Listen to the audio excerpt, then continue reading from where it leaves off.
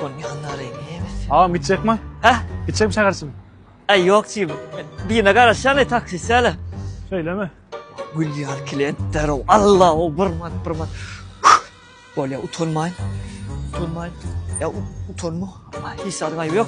Hay dost. Kovmaya adaylar. Ne lan? Yani yürüyecek dost. Nereye var mani? Amin yoracak. Taksiri gidecek. Vay taksit mi? Dur tanıdım. Dur.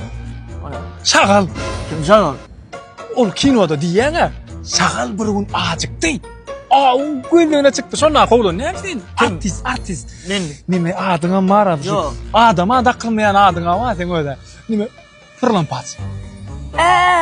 O Türküş fırlampaç. Ağam kovmuyor. Yok dur. Yanlıştın diyen o vur dinleydin. Ne diyen utanıyor ha? Oğlum belli yani o değil mi o? Adam demek de spor biliyor ha o. Şohu ağam sen. O değil yani o köp kişi min dedi ya şu. O değil ha. Ya köp dedi kösen yani şöyle.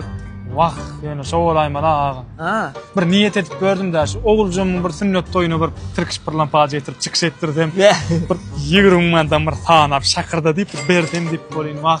Arman paderkat olup çıktım da. Acım, mezul. Vah, ay yara könülümüz o.